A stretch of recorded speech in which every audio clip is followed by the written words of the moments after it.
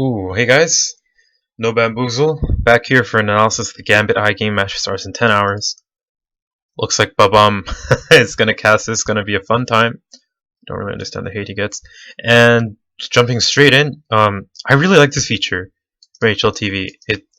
It's an incentive to bet, which is bad. It's an advertisement to bet, which is bad again. But it really gives you an idea of what the current odd maker analysis. So the odd givers. So these EGB, Fanobet, Nitrogen, Pinnacle, these sites, they get their odds from odd providers. And I'm not sure. Like I'm like 5% sure on this, but they probably have like analysts who give these odds, and then they deduct the house cut, and then they provide these odds for you. So this is like a really rough overview what the analysts think of what happened right now. And so Fanabet thinks that Gambit are underdogs, and EGB, and I saw Nitrogen before, they think Gambit are underdogs. So Fanabet think they're underdogs, my bad. And for me, that should not make any sense at all, logically speaking. Because look at Gambit. A couple of months ago, they were top 6 team in the world, currently top 12. iGame never breached top 30. Yeah, this is a stint of good runs they had, winning a couple lands. Copenhagen, okay, that doesn't really mean anything. And so this should theoretically never happen, but it does, which is kind of sad. And I'll tell you why these odd makers think, except for Fanabet, think that Gambit is the underdog. Now, there's really one important key feature to take in while you analyze your betting. There's a couple key things, and a really key thing to take in is the game online or LAN?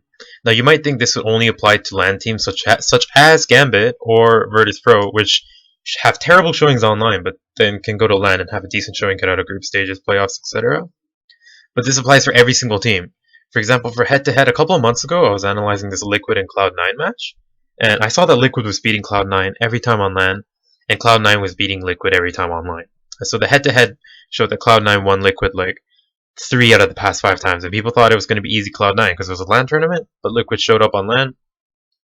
And same goes with CLG. If you guys remember the old CLG lineup when they got into like the one with Tarek, FNS, Hazed, they were terrible online too, but they came on LAN majors and they actually did a good showing.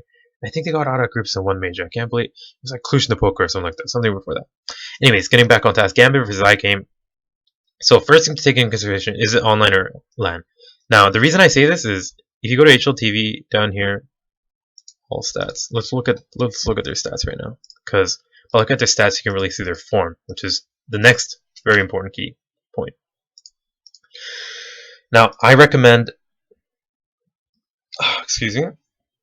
I recommend looking at match history no longer than 3 months. Like, if you go down here to Gambit's match history in the last 3 months, Rogue, X Dark Passage, Dream Chasers, all irrelevant teams.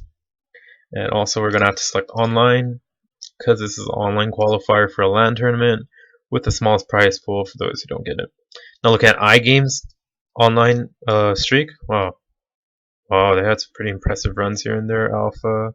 Yeah, this is the close qualifier. They beat Heroic and Tricked. I believe this should have boosted their rankings. Both were on Nuke. And they lost to North Academy on Nuke right after beating these two really good Danish teams. Lost North Academy on Train. Let's see how far they got on the Farm Skin Stamp Championship. Top teams? Leaders? What is this? Or whatever. It's a weird tournament. And going into the 25th ESEA Premier Division, X Fury. This is very, very like X Fury. If you let's go on here, ESEA Premier. See more matches. ESEA Premier Europe. Europe article. If you look at X Fury right here, yeah, they were an intermediate team last season. They got up to Premier. Yeah, I'm not sure you should be losing to these kind of teams. Side Gambit season 24. Main. Okay. Oh, yeah, there's like little key teams here and there that come up from lower divisions that are really good. Anyway, the most recent results, they have 2 wins against Northern War Dogs and Fragsters. Fragsters on train with the stomp Northern War Dogs. I think if you look at what happened here, They won a couple pistols. Okay, this wasn't that bad. I think, yeah, 2-2 clutches won. It should have been 16-10, 16-9. So I wouldn't say this is a really close match at all. Now, the map is Mirage, and if you look at iGame's, I can't remember that word right now. If you look at iGame's form on Mirage Online, they lost to Big 16-6, massive stomp. One Alpha. Alpha had. Is this a Singularity lineup? No. Okay, they won convincingly, anyways. And they won. Wow, they got destroyed. They even won a pistol round, couldn't convert both, too. So it was leveled 6 here, but Big just went on under T side on Mirage.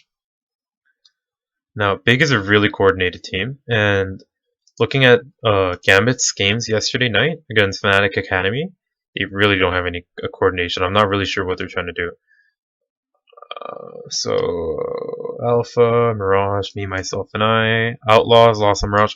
Okay, so judging by these results, you can tell that iGame is not really the greatest Mirage team.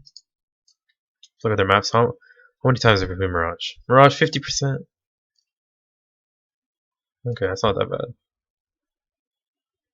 Yeah, this is the biggest thing that confuses me. Losing 16-5. Hooch Jinko. This is an old EPG lineup. They brought in some onliners from there. So I guess, okay, this is what happens in CS games. Once you lose pistol, it's really hard to get a good footing in the first half. So it's Mirage, I guess, CT-sided map. But then you go to the second half, you have to win this pistol. This is what so many teams don't get. They just give up the second half around pistol, and then they lose all sort of flow that they can get. And going back, okay, so that was iGame's online performance on Mirage.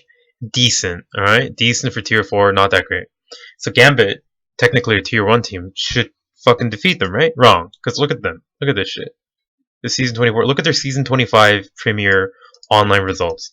1-4. They only won against Pride 16-4. The rest of these have been all knockouts. 16-5, 16-6, 16-9, 16-9. Like, why 6? Who are these guys? Steve, what? ESEA main? Who are you? Oh shit. Yeah, what? Like, come on. She took a map off of Space Soldiers? Really? Magicians?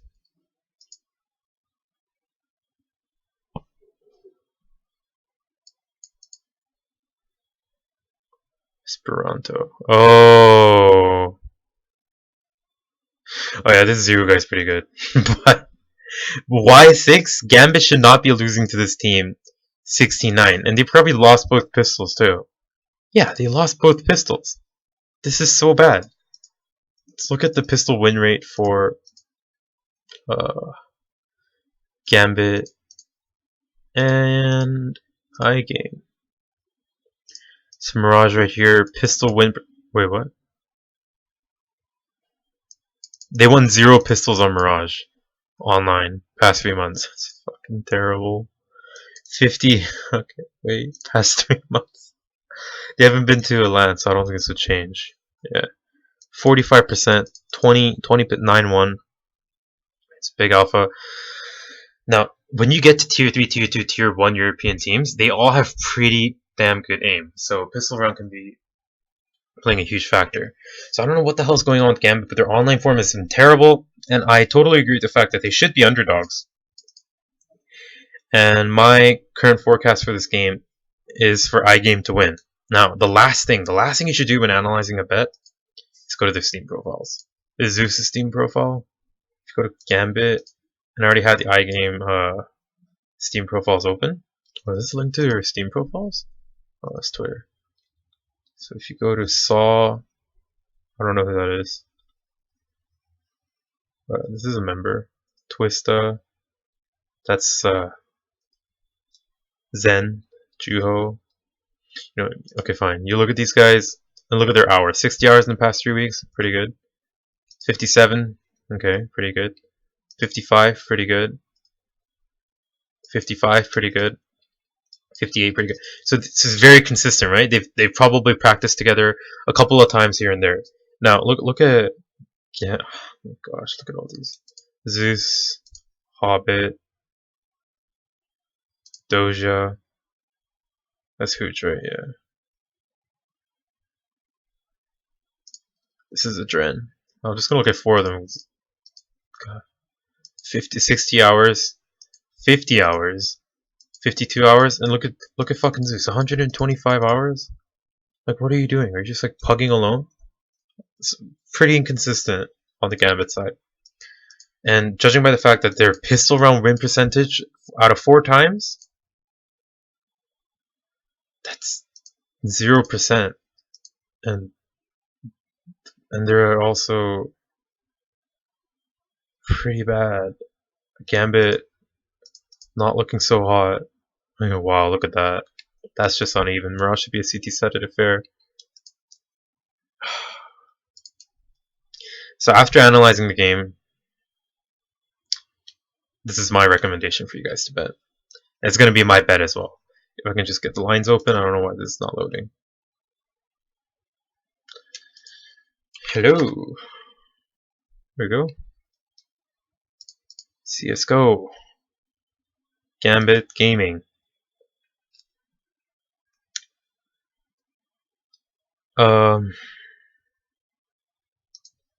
It's really good odds for iGame to just win out the map. 1.88. That's going to be my bet and my forecast for this game. Thank you for watching. Make sure to subscribe for future analysis of other games upcoming. Thanks for watching, guys. Hey guys, end of the video disclaimer right here. That I forgot to mention. The last thing you should really think of when you're about to place a bet on a match, is upset potential. This is something that I did not review while I was analyzing iGame versus Gambit. Gambit are a really good team, and you can't take that away from them. And if they try really hard, I'm pretty sure they can defeat iGame any day of the week. The problem is that their form has been terrible, their online form is terrible. I don't think they're going to really even try for the CSGA League. So, should you go all in for iGame at 1.88 odds or 1.75 odds? No. No, you shouldn't. Because you always need to take into consideration the upset potential that can happen. And for Gambit, the upset potential is huge. Look at this. Never forget this game. G-Play versus Envious. Top 1 team in the world. These guys, okay, they're big names now. Well, they're decently big names now. But back in the day, these guys were nobodies, and they managed to beat Envious on Dust too. And the upset potential was big because these guys were aim gods. So you also have to take into consideration. And so, because the upset potential is so big for this match, don't bet a lot. Guys, do your proper research on bankroll management and maybe bet 1 or 2 units. Thanks for watching, guys, and hope you have a good day.